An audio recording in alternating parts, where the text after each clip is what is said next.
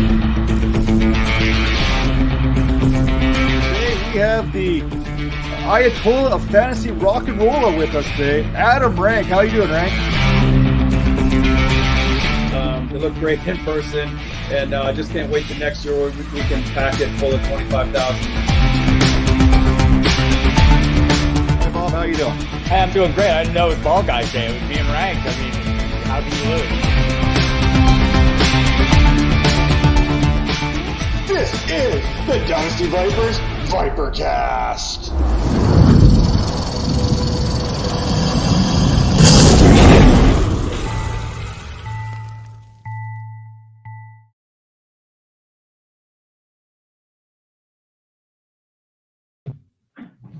And we have welcome to the Dynasty Vipers ViperCast. This is episode 86. And we are powered by the Fantasy Points Media Group. And joining us today, we've got a member of Fantasy Points, one of the founding fathers of Fantasy Points, Joe Dolan. How you doing, Joe?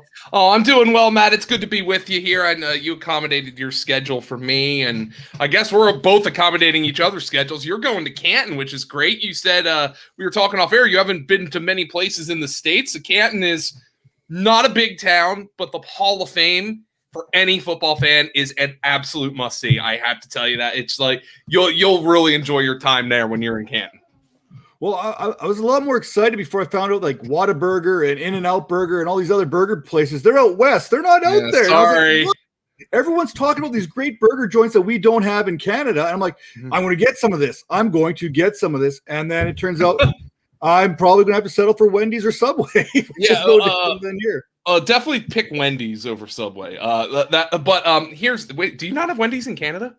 We got Wendy's and we got all the major corporations. Okay. All right. I was about to say the one thing I knew when I've been in Canada is the fact that like McDonald's serves poutine, which is really poutine is an amazing food. It's like basically everything that you could possibly want. So I don't think we do it as well as the Canadians do, but some places do it. They don't serve it at Wendy's down here.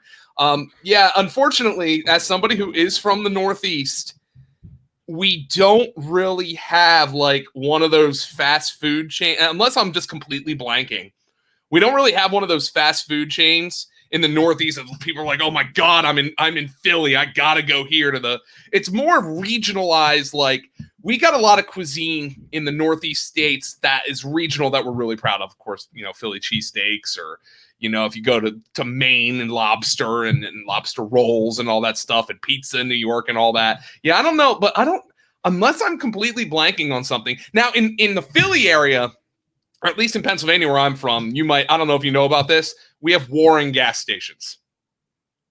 Really? Yeah, so in Philly, there's Wawa, which is a gas station / convenience store that has like a sub shop inside, and Pittsburgh has Sheetz, which has a wider reach than Wawa, but there's a loyalty kind of thing going there. But I don't know if we have a fast food chain that people are like, whoa, yeah, like no, all of them are like In-N-Out. Now I live down south where we have Cookout and Zaxby's and Bojangles, and those are pretty good if you like chicken. Do you have Chick-fil-A in Canada?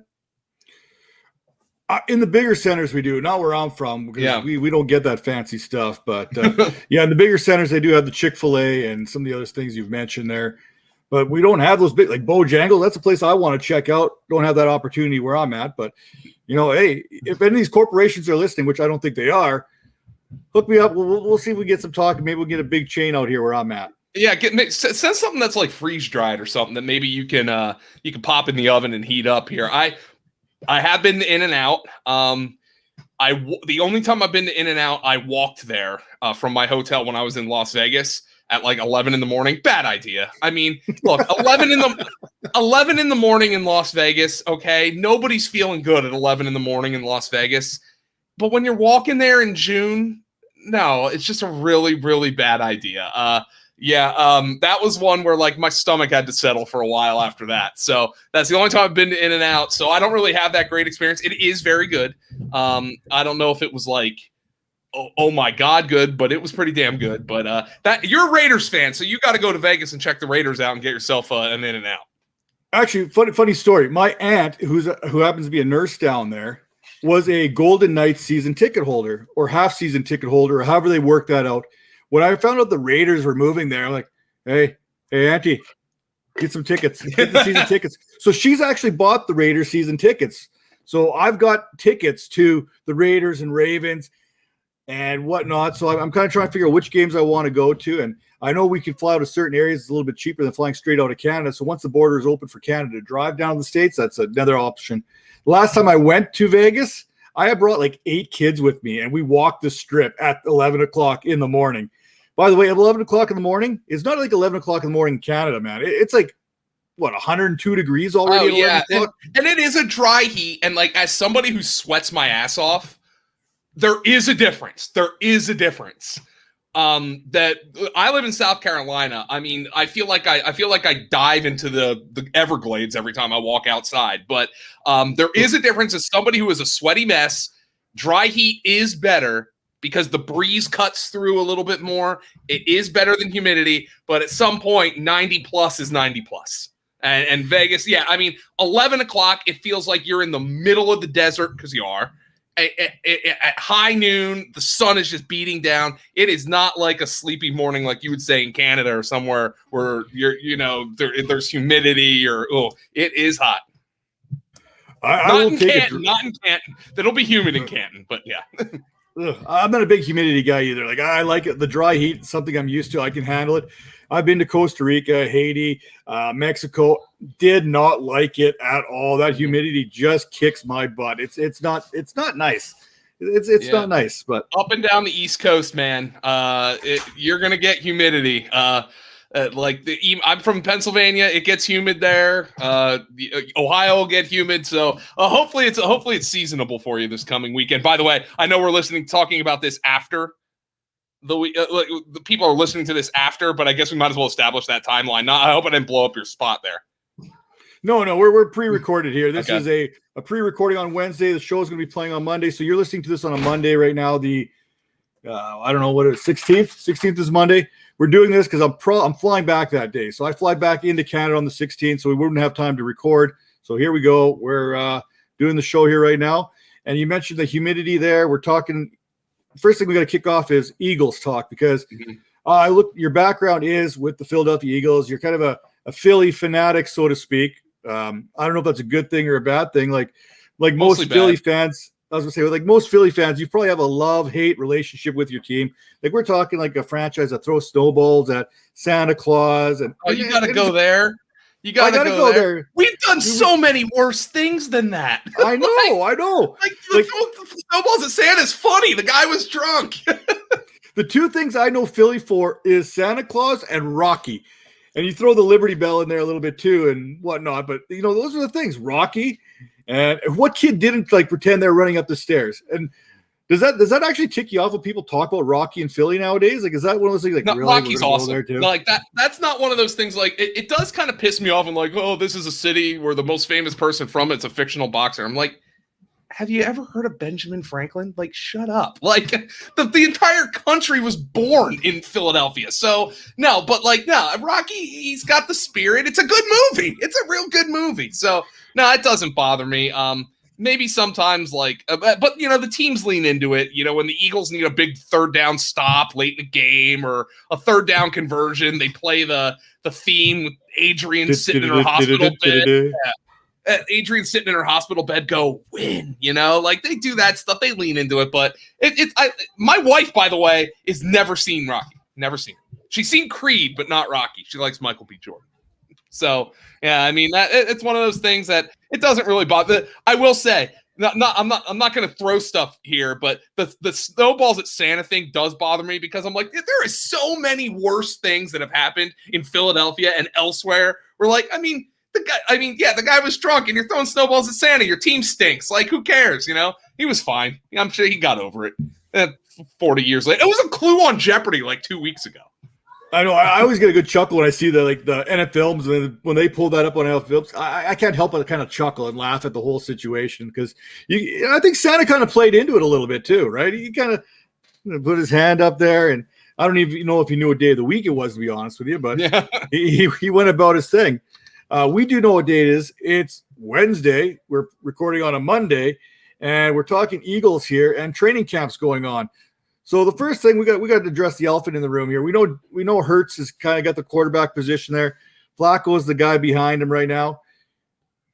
The longer this whole Deshaun Watson and Houston thing kind of drags out, is there a possibility, in your opinion, of him landing with the Eagles? I was joking on Twitter, and I threw this scenario like 2 months ago, and kind of just as a watch this, he's going to end up in Philly, just kind of joking around, and all of a sudden it starts to kick in there. The draft capital is I know Houston with McNair, he is about as headstrong as any owner in the National Football League. He could actually sit on him all year and not care about it. And I got to be honest, and this is not just from first and foremost, the Eagles are a logical landing spot. Why? They have massive draft capital for 2021. Or 2022 rather. They don't have a locked-in frame. Jalen Hurts might be the guy. We don't know. I would probably lean no right now, but the guy only played 4 games and he did so in a broken offense. I think he should get a chance. And we know Howie Roseman and Jeffrey Lurie are exceptionally aggressive when they want to go get their guy. They made the trade for Wentz. They traded McNabb away when they thought Vic when Andy Reid was in town. This is not a team that's going to sit on its laurels. My question, though, and I've been asking myself this the entire time, is why would any team do this right now? Now you have to imagine the teams have more intel from us. And I'm trying to look at this from as cynical a perspective as possible, because ultimately we've seen it enough. Maybe the NFL is improving in some areas, but we've seen it enough to know that ultimately teams just care about winning games. I mean, look at the Kansas City Chiefs and some of the players they have on that roster and some of the backgrounds that they have. If you can win games, fans are going to forgive you for things. But I mean, even if we look at the moral rot it might take to trade for somebody who has 22 active sexual assault allegations, are you seriously going to part with multiple firsts, maybe a starter or two, a second round pick, down the line for somebody who, Matt, it is within the range of outcomes that Deshaun Watson does not play another down in the NFL. That's in the range of outcomes. Now, I think 2 years ago, you and I probably would be sitting here talking about Tyreek Hill and saying that was in the range of outcomes. And, the Chiefs ended up signing him and sweeping it under the rug. And now they put, highlights of him up on Twitter every week. So, I mean, far be it from me to say these NFL teams, this is the team that's going to take a stand. But I'm just speaking from an on-field perspective. I mean, what if he settles? It's just, I don't even want to get into all the hypotheticals and minimize this discussion, but I don't know. And with each passing day, by the way, don't you think it gets less likely? I mean, you're coming in here and Jalen Hurts, for instance, Philly, Sam Darnold, they're going to play this weekend for their respective teams. They're going to be the starting quarterback, and they're going to be talked about on the broadcast. This is Jalen Hurts' shot. The Eagles have all the ammunition to go get Deshaun Watson or Aaron Rodgers or Russell Wilson or the next disgruntled quarterback. But what's the best outcome for Philadelphia? The best outcome for Philadelphia isn't you trade 3 draft picks for Deshaun Watson, who has these allegations hanging over him and a potential suspension, if not likely suspension. The best outcome for Philadelphia is Jalen Hurts plays well, and then you have these high-end draft picks to build around Jalen Hurts. Is that the most likely outcome? Based on what we've seen, I don't know how you could confidently say that. And the Eagles certainly know more than you and I do. They see him in practice every day. They see him in the meeting rooms every day. But I just don't understand, even when putting the most cynical twist on the entire conversation you can possibly put on it, why an NFL team would trade for Deshaun Watson right now. We're about to go into the first preseason game. We are 4 weeks away from the NFL season. You're going to blow up your locker room with that? This isn't if Patrick Mahomes was like, I want out of Kansas City, all right. That Josh Allen wants out of Buffalo. Not to say these aren't happening, but Josh Allen wants out of Buffalo. All right. Lamar Jackson wants out of Baltimore. Maybe if you can put a shot in his arm. Okay, these guys don't have these off-field allegations hanging over them. But right now, at this point of the offseason to bring in a guy who might not be able to play for you, at least for the first number of weeks, I just don't get it, man. And do I understand why people talk about Philly as a landing spot? All the other pieces fit together. I understand that. I just don't know why any team would make that deal right now. I really don't.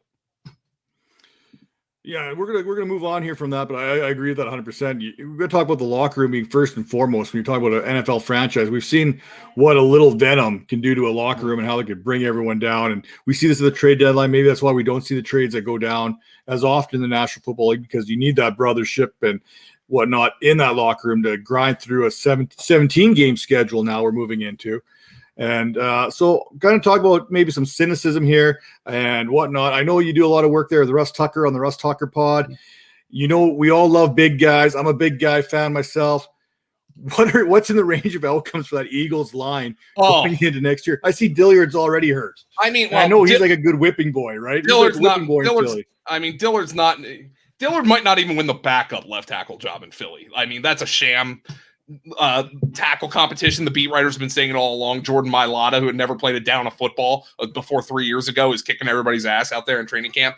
I mean, Matt, you can apply this to the offensive line. You can apply it to the receiving core. You can apply it to the defense. You can apply it to Jalen Hurts. The range of outcome for this Philly team is enormous. If you were to tell me they're going to sneakily win 11 games and win the division, I could see that happening. If you were to tell me they're going to bottom out and go 4-13, I could see it happening. I just don't know. Everything was so broken last year. The offensive line had so many injuries. Peterson had completely lost interest in coaching that team. Wentz had completely lost interest in playing for that team. Roseman had completely lost interest in making good draft picks. It was a team that needed an enema, and it got one. Now, I don't know how much nutrition the team has put into it, but the range of outcomes for Philadelphia. The thing about Philadelphia is no Philadelphia sports team, but especially the Eagles, is ever boring. The Eagles are always going to be doing something interesting, and that's why I think one of the other reasons that people are connecting Deshaun Watson to Philly, in addition to all the other dots that are being connected. But I mean, they're just never boring. And I don't think if this thing goes down, I just can't see them being run of the mill bad. I feel like if things are bad, they're going to be really bad. I don't know if they're going to be that. I don't see them being nearly as bad as they were last year, though. I feel like the Wentz-Peterson thing had run its course. You know, you had the divided locker room. I really do think that locker room is behind Jalen Hurts right now, and I think that is going to prevent this thing from going completely downhill. But, I mean, I could see I could see a 7-win difference from the low-end outcome to the high-end outcome for this team, and I think a lot of it's going to depend on health and if Jalen Hurts can avoid turning the football over.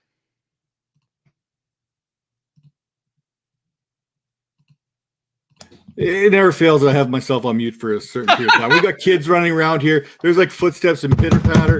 So completely understood.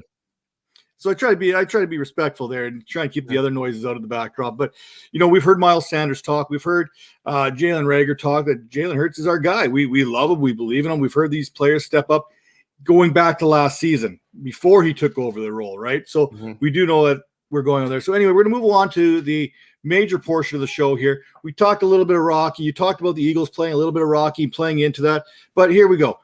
Joe Dolan, you're coming on. You're coming to pitch for the Phillies. You're coming to close a game out. Or, you know what, you're going to be the Philly fanatic. You're going to make your entrance into the WWE ring.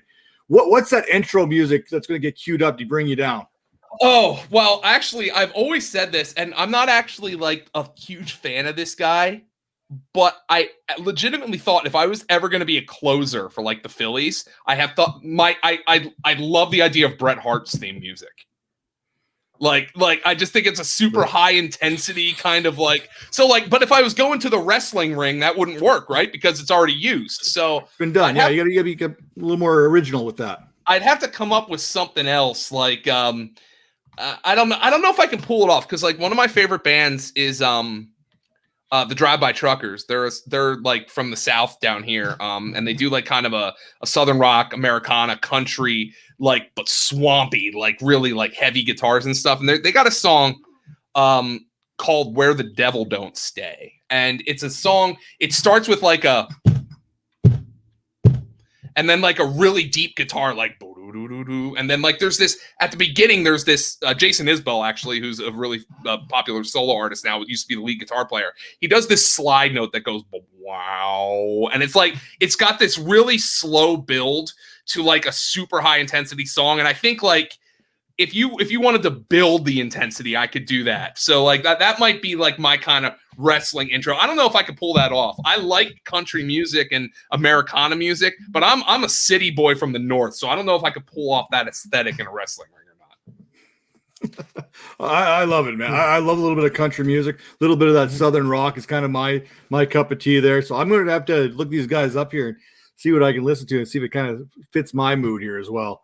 They're swampy, man. They got those boys got something to say. So yeah, I like Drive-By Truckers, man. I can't wait to see them. I'm seeing them in October. I actually saw them a week before everything shut down in Washington D.C. So I'm fired up to go see them. That sounds great. I might. Do they come to Canada? I got to check. Oh yeah. I think they've done the Horseshoe Tavern quite a bit in Toronto. I don't know how often they've been out west, but I can definitely think I know that they've gone to like Calgary. I feel like they certainly have. What's the closest major American city to you? The American city closest? Yeah. Oh boy, maybe Seattle. Okay. Oh wow. So that's that's a ways away. Probably Seattle, Vegas, somewhere in there. Wow. Okay. Yeah. Though I mean, I definitely know they go there. Patterson actually lives in Portland, so I would think Calgary would be on their tour date. Matter of fact, while you're figuring out how to stop me babbling, I might actually go look up their tour dates so I can see if they're going to Canada. No, while you're doing that, I'm going to ask you this question when you're looking at it because we've talked about the big Philly scene, and we know sports is huge for everybody and the importance of growing up. What did you play? What were some of your favorite players growing up in Philly? Oh, well, I mean, my first favorite player was Randall Cunningham, and Lenny Dykstra nails for the 93 Phillies and Randall Cunningham in the early 90s. But of course, one of my first Philly sports memories, I think it was like week 1 of 92 or 93, was my dad. I was outside, and my dad coming out to tell me that Randall was hurt. It was I think week 1 or week 2 against the Jets, one of those years. So it was that was a welcome to Philadelphia sports fandom. Randall, I believe, tore his ACL in week 1. I think it was like 92 or 93, somewhere around there. And then they had to bring in like Bubby Brister and Jim McMahon to play quarterback for him. And that was one of my first favorite players. But I really fell in love with the Eagles in the Andy Reid, Donovan McNabb era, because like that is when like, you know, you're really starting to, I was 13 when Andy Reid was hired, and I'm actually 12 right before I turned 13 when Andy Reid was hired and Donovan McNabb was drafted as the quarterback. And that's when, like, you know, as a kid back then, I loved the NBA. I was a big Shaq and Penny guy in Orlando, and then Iverson came to Philly. So, you know, we had so I was more into the NBA. It was a little bit flashier at that time. But then Andy and Donovan came in to Philly and completely changed the culture of that team, where it was what could go wrong to what could go right, up until they would go wrong at the very last possible moment, as they tended to do with Andy and Donovan. The NFC championships. NFC, and they made a Super Bowl. They weren't very good in that Super Bowl. It was close and competitive, but that was when I really started to get into the, you know what, not only do I like watching this, but I like talking about this. I like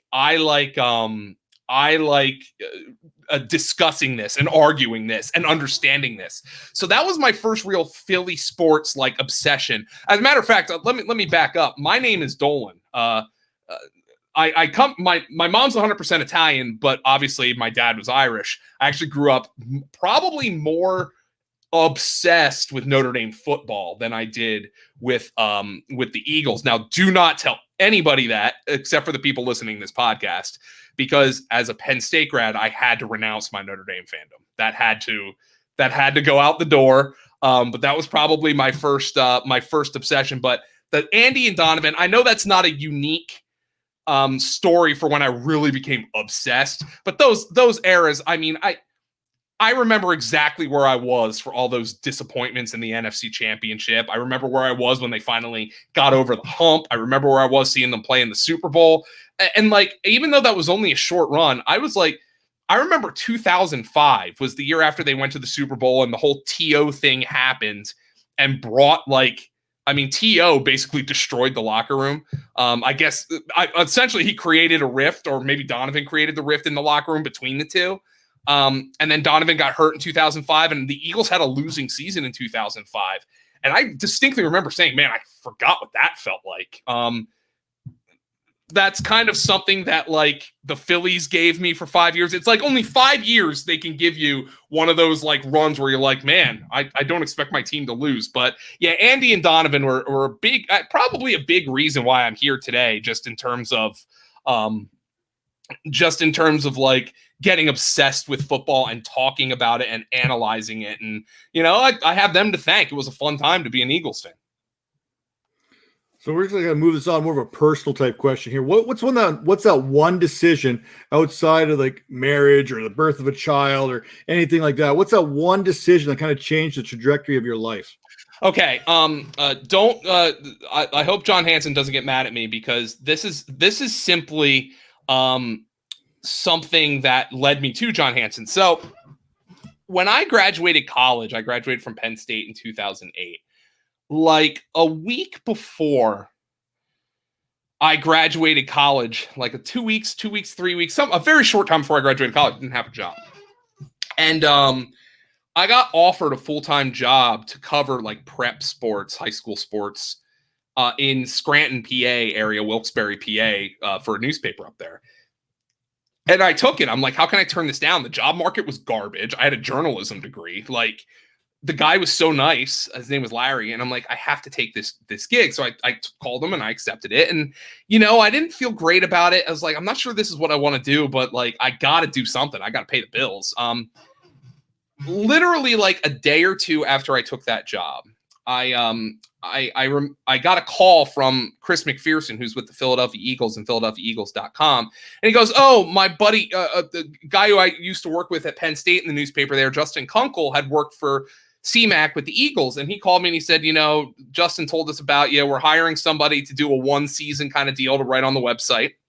So I interviewed with Chris, and about an hour later, he called back and he said, we're going to cancel the rest of our interviews if you take this job, which was exceptionally flattering to me. As somebody who's always struggled with something called imposter syndrome, where I just don't feel like I belong anywhere. It's that's a really nagging kind of anxiety. I accepted right away, and I knew that, you know, I'm this shithead kid, pardon my French, who a 21-year-old kid who a newspaper editor in Scranton just gave a full-time gig to, and I have to call this guy and tell him, by the way, that promise I made you, and by the way, that promise I made you where you were going to pay me a salary, no, I'm going to go do something where they pay me $9 an hour. It was the best decision I ever made in my life, just for the experience it gave me. But by the same token, I would never say to somebody, feel like you have to work for $9 an hour and pass up a full-time salary just because that's how you're supposed to get in. Like, I don't buy that. I got lucky. I will tell you this. I did miss some student loan payments, and I nuked my credit score to do that. Like, I think I was naive. I didn't realize I was going to do that. I was 21. You know, like the biggest financial decisions I ever had to make was knowing the beer specials, you know, like at the bars in State College, like that. Those were the only financial, I didn't grow up with a lot of money. Those were the only financial decisions I was ever making. So I didn't know what that was going to do to my credit score, and you know, like student loans and all that stuff. I nuked those things. Didn't realize I was going to do it. You know, when I finally got my first job with Hansen in 2009, which the Eagles gig directly parlayed into. So I don't regret it at all. I'm in an amazing field and an amazing position. But my grandma had to co-sign my lease on an apartment in 2009 because my credit score was that bad. Like, so, I mean, I made sacrifices.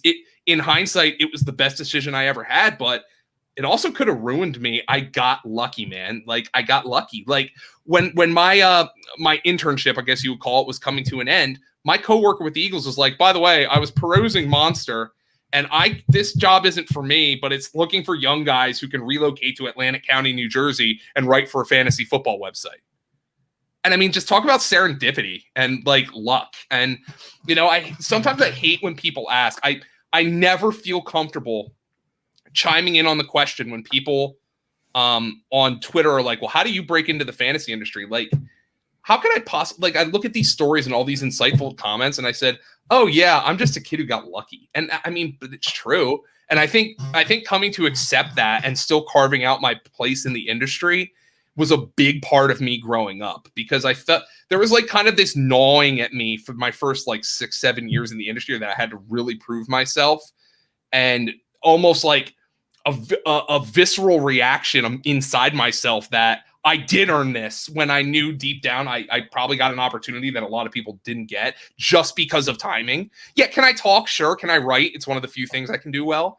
But I got lucky, and Hansen, you know, handed me a lot of stuff. I'm not going to lie about that.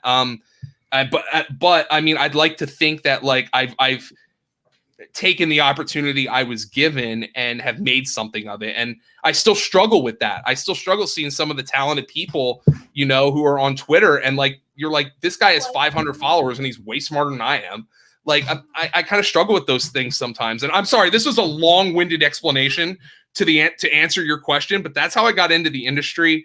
That's the best decision I ever made. And, you know, it stinks for me to say to somebody that the best decision I ever made, you know, put me behind on my student loans and tanked my credit score. You know, I didn't even know I had a credit score. Like, I mean, that is the best decision I ever made. But, you know, I did make some sacrifices financially. I lived in a house where I had only a bedroom with 3 guys I had never met before. But, you know, ultimately, though, I think my luck and my privilege led to that, too.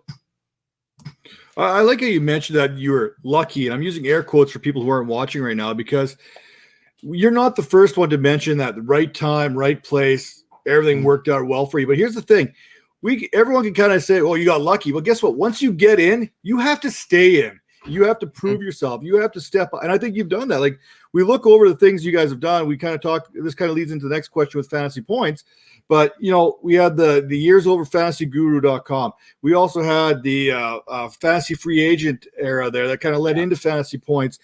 We could talk about your lecture journalism as a lecturer at Penn State. Like, it's not like you're some Joe off the street that they gave you a couple slices of pizza and coaxed you into a fantasy position. Like, we're looking at, you've turned I believe you're one of the most accurate, if not the most accurate rankers according to Fantasy Pros for a 4-year span. Like, these are things that prove that you belong where you belong. And yeah, you might've got lucky or whatever you want to call it, but that doesn't mean nothing until you got to put the time in and stay at top. And I think the one thing that I was able to do is, when I joined Fantasy Guru with John in 2009, it was me and Matt Camp came along, and we were younger guys. And literally 2009 was right when Twitter was starting to take off. And if there was a big time fantasy account on Twitter before Matt Camp told John Hansen, you really should do this, I don't know if there was one. And I think John was one of the initial voices on Twitter on fantasy. And that's one of the big reasons he's got the 100 bajillion followers on Twitter. You know, like, we were first there. And the one thing I think I can say is, because we had some younger guys with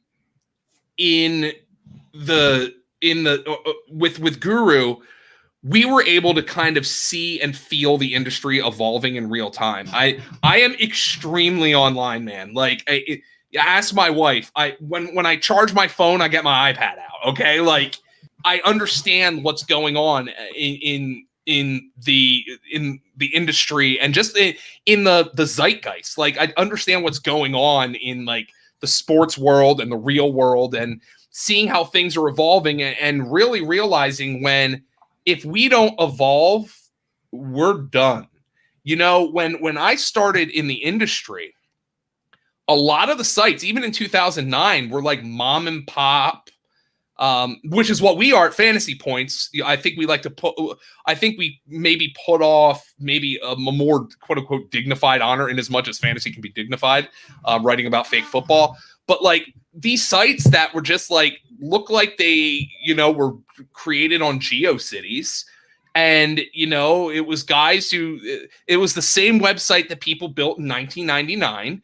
And, you were charging a couple bucks for advice, and it was still like, all right, I don't have to do any more than that, because people are still going out and buying the magazine, and that's what they're drafting with. And so the websites already, just by the nature of subscribing to a website, you gave somebody an edge. You don't need to have all the bells and whistles that websites do now. You didn't need to have something that looked like it was super professionally designed. Even Fantasy Guru in 2009, which looked ahead of a lot of the other sites, our article pages were just big blank things with like, God, I forget what font we used, but I hated it. Like, I can't even look at it anymore. I think it might have been Helvetica.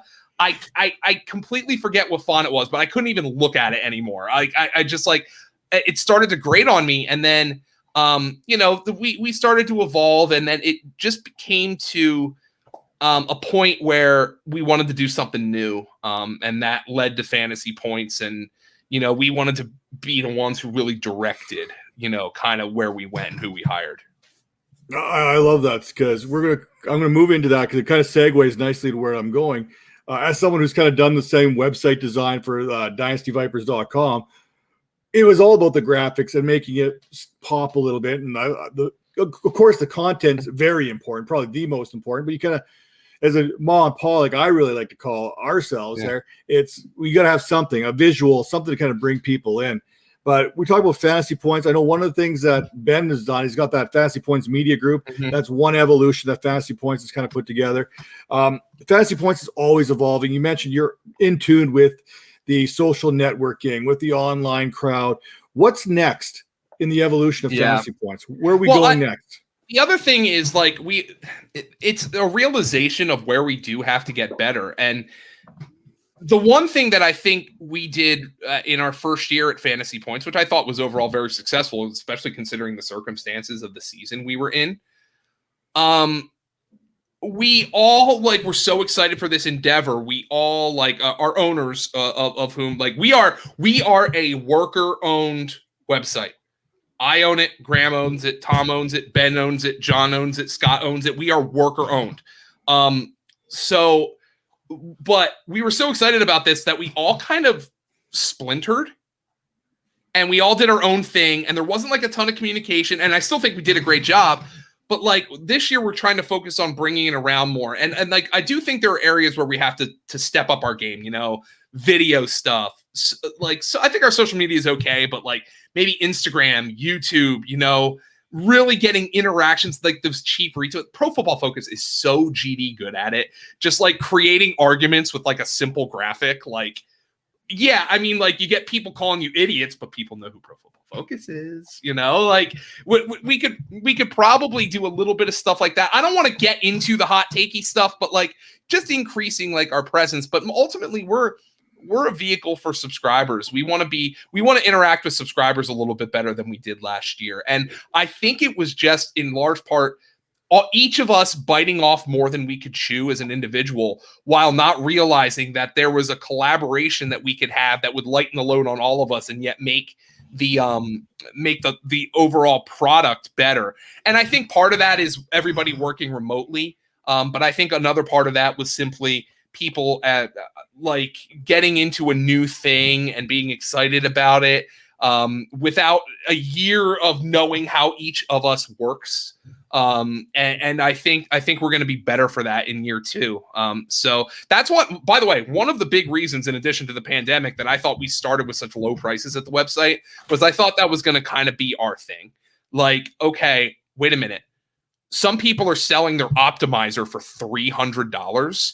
You mean to tell me I could subscribe to Fantasy Points and get everything they offer, including an in-house optimizer and draft tool for under $200? So that was part of our reason. All right, we're gonna soften our wallets for a while, And, we want to get our names out there. So I think that's one of the things that we've been doing we're just trying to improve on all that stuff. I think there's a relationship with our subscribers where they're like, we're giving this stuff to you. We think it's a pretty good price. We want you to help us improve it. And we want you to tell us what we're not doing right. A lot of those things we'll realize we needed to do a little bit better. But we think ultimately it's going to be worth it. We kind of wanted to create like a familial atmosphere, which I think we need to do a better job of. But I'm hoping the subscribers got that from us in the first year. Well, the content you're going to get over there is great. You know what I mean? Like, I use it for all my shows. I pull up the numbers, and the articles, like, Barrett and Barfield, they just came out with two major articles in the last couple of days. I mean, just like, and that's another thing where like that my imposter syndrome comes in. Like, I don't have. This might sound incredibly stupid, given that I'm in a numbers game in fantasy football, but I have much more of a way with words than I do with numbers. And like Scott and Graham's ability to look through numbers and figure out what's signal, what's noise is something I just never really possessed all that much. I feel like I can make an argument around that, but like those guys just do work that is just above and beyond me. And like, I look at some of the stuff that, like, for instance, Kevin Cole from Pro Football Focus, he just put out an article that I mean, some of it went over my head, but a lot of it was, hey, maybe running backs matter a little more than we thought they did. Like, and it had all of this analysis going into it. That's like tearing down presuppositions. And I'm like, my brain just doesn't work that way. I'm glad there's people out there who do it. So I'm still struggling with almost coming up with my own niche in this thing. And I think being a people person is kind of my thing. And trying to organize things in a way that I think people like to consume it. And see, I just hope my facial hair works for me, because that's all I bring to the party. It's a lot better than mine, man. It's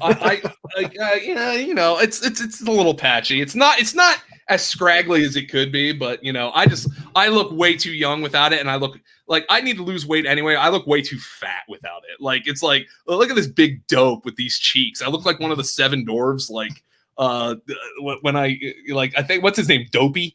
Yeah, I think I look like him without the beard. No, that's why I keep the beard. It hides one of the chins on me too. So it's kind of it's like a dressing, right? It's like putting pants on me. My neck is basically my beard. Exactly. That's the way I look at it. Believe me, I'm not winning any contests anytime soon. I just think I look better with it. Maybe that's delusional. My wife hasn't told me that. But I look at pictures, like even of my wedding, which was 6 years ago, and I don't have any facial hair. I was like, oh my God, you look like such a doof. Like, you look like such a baby. Speaking of the baby face days, we start this journey. We talked about this journey. We've kind of touched on a little bit. What's some of the biggest changes you've seen today from when you first started in the fantasy industry? Oh my God. What can I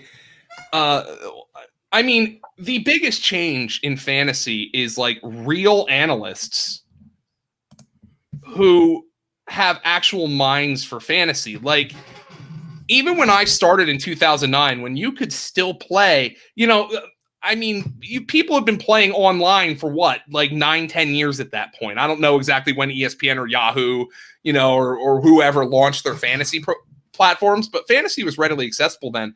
But I mean, even when I started, the analysis was like, let's liken it to, the back of the baseball card stats. Batting average, RBI, stuff like that, where it was the basics. And your analysis was, he had this many yards and he averages this many fantasy points per game, and that's why he's good. And, and just people have gotten so much better at describing what makes a fantasy player good, at what makes a football player good. And now using that information to make it actionable for fantasy. One of the things that like John Hansen always told Adam Kaplan when John was when Adam was working, he was at Scout and ESPN and all these places. It's like Adam was an insider who played fantasy, and I think Adam parlayed that into something that like people kind of would like shun it. Like, people would be like, "Oh, you're one of those fantasy guys." Well, yeah, bud, and like let's be frank. I love The Athletic. The Athletic kicks ass. It is like people getting paid and people paying for journalism, paying for people should be expected to be paid for their work, okay? But you think The Athletic, which by the way has a fantasy section, you think that would be that big if people didn't want fantasy nuggets, fantasy tidbits from all these beat writers? You think football would be as big as it is without gambling? No. And I think that the mainstream acceptance of that, people channeling their energy and their smarts into breaking down a game, is not something that existed. Like Hansen always told me, he said, and I'm sorry to keep bringing them up, but Hansen's taught me a lot. Like John Hansen said, the only thing he needed in 1995 to do this was the balls to do it and a satellite dish, because nobody else had the means or the balls to do it, or very few people did. And the only time you were getting to see some of these teams were with Boomer and Jackson on primetime. And you were seeing highlights. And John was able to watch 15 games a week and saying, you know what? This guy, Isaac Bruce, who was a second-round pick this year, who didn't play till the end of the season, this guy looks really good. And then he blows up the next year. But that the margins that were able to be created in 1995 by following a fantasy expert have significantly narrowed. So now it's not just everybody's got smart analysts on their site. Everybody's got somebody who can write. The question is, which package, what's the delivery system, that you prefer, and like, so I'm not naive enough to think, but I think we do kick-ass work. I'm not naive enough to think there aren't other places that have phenomenally smart people. And I think just the mainstreamification of fantasy analysis, and that being the reason that beat writer, I mean, look, why did NFL teams have to put out injury reports? It's not just for competitive balance, it's for gambling and fantasy. I mean, like, let's be honest. I mean, you scratch our back, we'll scratch yours. I think the mainstreamification of that has been the biggest thing that's changed. Like when I tell people I'm a football writer, I still do that, by the way, because I don't want, maybe I should cut it down and just say I'm a fantasy football writer. I tell people I'm a football writer just because I feel like that's easier to grasp for people, like if they're cutting your hair. But like I always end up saying, oh, by the way, I'm a fantasy football writer. Maybe I should cut that down. But people know what that is. Like I remember when I worked for Fantasy Guru and I told like somebody I work for fantasyguru.com, and I'm like, is that a porn site? I was like, there ain't no porn site that's hiring me. Trust me. It's just how everything's become mainstream, and how smart people are investing their time in this. They found this as a worthwhile career path for them. And I think a lot of people do this as a hobby. I think some people view it as a career path. I think some people view it as a hobby where I just enjoy this the way, Dolan. Look, I like to play golf. I have no interest in doing a podcast about it because it's just something where I escape. But like, I would love to sit down and do like a podcast on like music or video games or something, just for like, I don't have any intention of being a professional, but like, I just love talking about it. And like, I just think how mainstream it's become, how accepting it's become, how accepted it's become. I know NFL players, I don't expect NFL players to care about fantasy. That's another thing, but I do expect the league to care about it. And I think that that's the whole thing that's kind of come around, where like fantasy content might be like the most consumed NFL content at this point. I have to imagine it's up there. Yeah, it definitely is. And you hit it right on the head there. The NFL recognizes how important fantasy football is, not just in North America. Like we're spreading, it's global. It's not just here. It's not just in Canada. It's not just the United States. We've got, like, I know on the Vipers site alone, we've got Brazil being represented, Netherlands represented, Australia being represented. That's not even touching England and stuff. You look at some of these fantasy football leagues, you've got the EFFC, the European Fantasy Football, you've got huge leagues that are the Warrior Bowl, making charitable donations. It's absolutely sick. You look at the numbers and the money that was raised in that Warrior Bowl, and that's just a small portion of what the fantasy football industry does, not just for the National Football League, but for fantasy sports in general. I don't think we see that kind of numbers. I'm not into fantasy baseball or anything, but I can't imagine fantasy baseball being quite up there with fantasy football and fantasy hockey. Forget about it. I mean, let's be honest. Like, I'm on Sirius XM Fantasy. I am not speaking for anybody at that channel. There is a reason Sirius XM Fantasy Football is a year-round show. That's all I'm saying. Just saying. Like, fantasy football is the big thing. And by the way, there's a lot of fantasy baseball. You want to talk labor of love, man? Like, if you're like, I mean, it's a game where I always tend to lose interest. The problem is the stretch run for fantasy baseball is when I'm heating up into football, and I always lose interest. And I feel bad. I should probably just leave the league I'm in. Because I love baseball, I just love watching it. But talk about a labor of love. I respect that. I respect it, and I love it. But I mean, fantasy football is king. I mean, football's king. Fantasy football is king. And I actually think this is just a complete guess, but I think fantasy basketball is second at this point. Really? Like I said, I don't get much into those other fantasy sports. Baseball, I can't do. It's way too much. I feel it's way too time consuming with the different lineups and the pitch. I'm like, oh, you know what? I'm just going to avoid this at all costs. I love that you mentioned John there. We got him coming on the 23rd for the show. I love those OG type stories. You know, we've had Bob Harris come on. We had Paul Charchin talk about sending out envelopes out of his apartment building way back when. Anytime you get an opportunity to talk in the early 90s when it comes to fantasy football, it's fantastic. I know you've heard all these stories, and it's definitely changed the way we look at it. And you mentioned now Hanson's going to be able to tell you firsthand the stories that he's relayed to me. You know, I've taken those, by the way, sorry to step on your toes. I've taken those and kind of like assimilated them into my worldview, but I love asking him some stories like about like, you know, old running backs that like everybody's forgotten about, and John will have a story about them. Like, I love that stuff. He's just got that delivery, right? We talk about that delivery. How do you deliver your product? The way he speaks, it's like, I want to grab like some marshmallows and some hot dogs, and let's get around a campfire and just listen to John speak. Yeah. It's that voice, he'll tell you everything stories about it. Yeah, he'll tell you some stories. There's no two ways about that. So we know you've been in all kinds of podcasts there and this and that. So I'm not going to make you kind of figure out what your favorite one is, because it's obviously the ViperCast. But if you weren't into fantasy football, like if you weren't doing fantasy, if your life didn't take you to fantasy, what would you be doing right now with your life? Oh my God. I mean, probably like, you know, I feel, actually, you know what I would be doing? And I told my wife this, and like that, I can't believe it took me this long to come up with an answer. I was going to say writing for a paper, but I would have gotten burnt out by doing that. You know, Brawley at Fantasy Points, we pulled him from writing for a paper, and like, I'm sure he loves doing this much more. I would be teaching. And that is like, it's not, my wife's an academic. She has a PhD.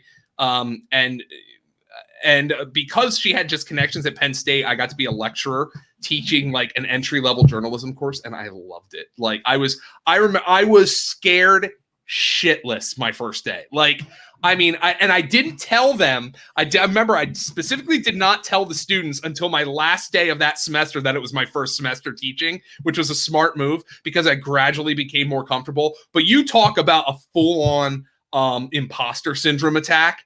What the hell am I doing in that classroom?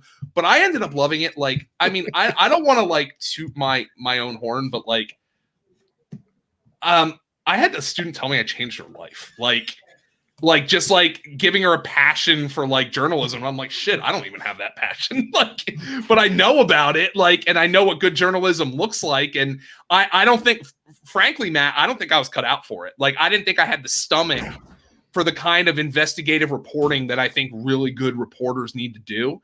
But I get like, what's the old adage that's kind of bullshit? I grew up in a teacher's household. If you can't teach.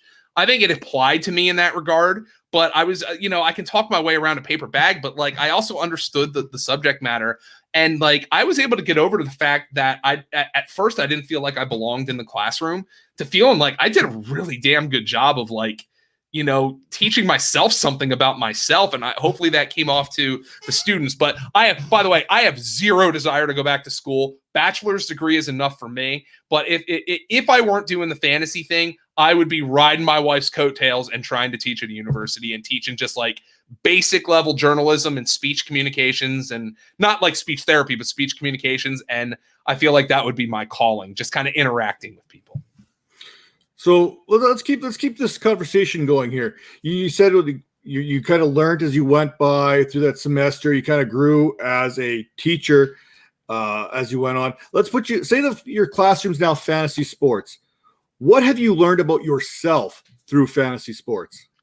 I kind of feel like I wish I could say like, I'm like a Sean Siegel who, comes up with the 0 RB. I wish I could say that. I'm not smart enough to do that. I wish I could say I'm like Scott, who comes up with the bell cow or bust theory. I'm not smart enough to do that.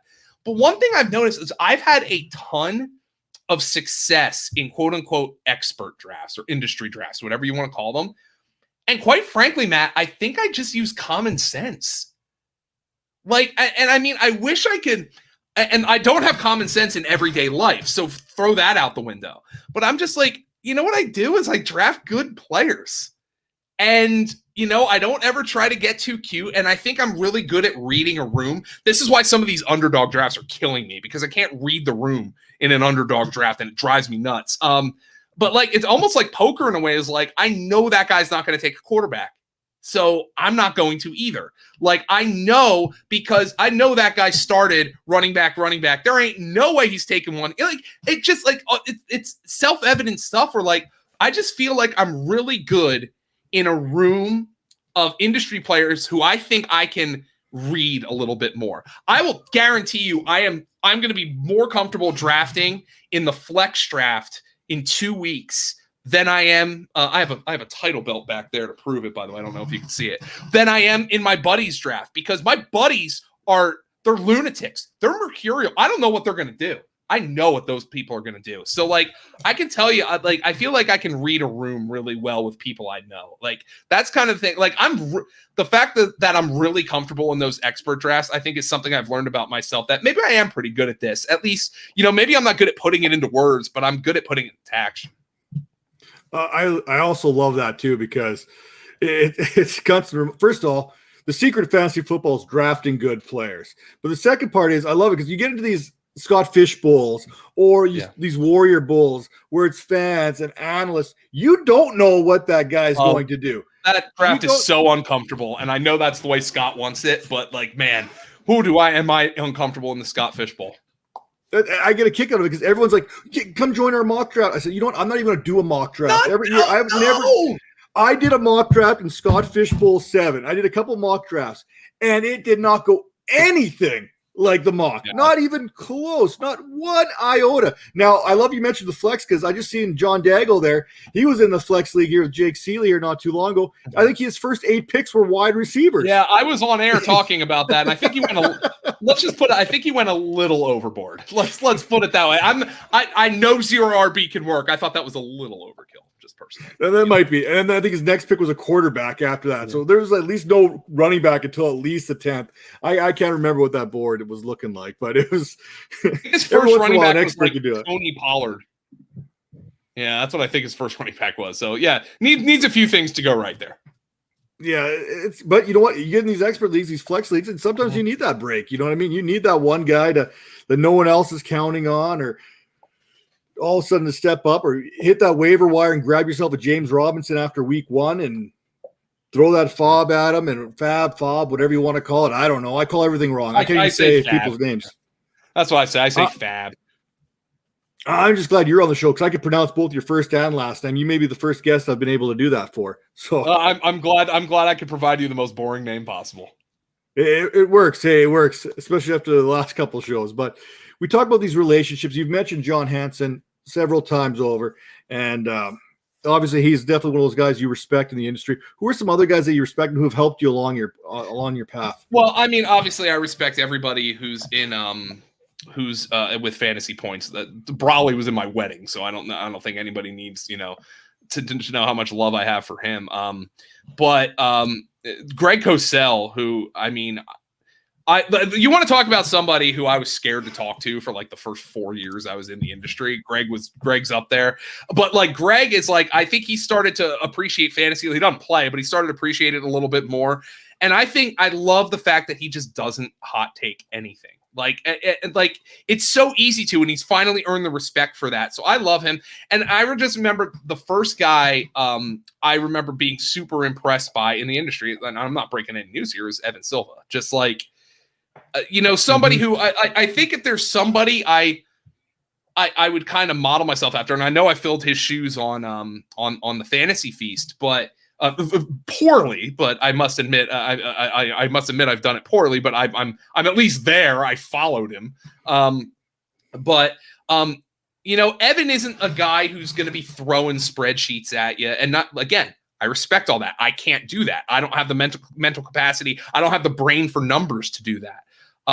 But Evan, I think, portrays things in a super common sense way. And I think that is one of the reasons he is as successful as he is, because I think his content is digestible to somebody who just wants fantasy advice, and not somebody who wants fantasy advice telling me draft this player, draft this player, draft this player, draft this player, don't draft that player, draft this player.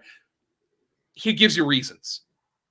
And you can agree or disagree with them, but he gives you common sense, plain spoken reasons. And I realize that maybe that is a talent, like it's so much harder than it looks. Like it is a talent to be able to do that and to be able to put it. I mean, I don't think Evan would ever accuse himself of being a concise writer. That's something we at Fantasy Points have been trying to fix for years. I just don't know if it's going to be fixed at all. The fact that we're not concise writers, but I really appreciate the way he does things and, brings points together and tries to make a common sense point. Doesn't try to prove a narrative, just gathers the information, filters the information, and brews out a take that's informed and not hot. And I think that's something that maybe the fantasy industry is like. I think Matthew Berry made his money on that too. Just not necessarily throwing out every analytical number, knowing what they are, understanding what they say, but being able to present that to the reader is a talent, and it's something I wish I had the way they do. Especially, you mentioned that short, concise, but to the point kind of thing. I thought I was an okay writer, not a great writer and everything. And someone asked me to write an article with 200 words. I'm like, 200 words, no problem. Yeah. You know how hard that is to actually make a good little bit on 200 words, and like to make your point, make it informative, and make it worth someone reading? That takes talent. That is more difficult than it sounds. I remember my advanced journalism class at Penn State. I taught COM 260, which was intro. I don't know why 260 is intro level, but whatever. But COM 460 was like the more advanced like journalism take him. The first thing that our guy John Harvey, who is also our news advisor at the Collegian, the Daily Collegian, which was the student newspaper at Penn State, gave us a set of facts. And every journalism student has done this. Give you a set of facts and a set of quotes, jumble them up, write a story. And he said, write a 400-word story using this. All right. I'm in an advanced journalism class. Boom, boom, boom. 30 minutes done. And then he said, okay, make it 300 words. So he had you write the 400-word story. Then he told you, make it 300 and don't leave out a single fact. That was a lot harder than writing the 400-word story.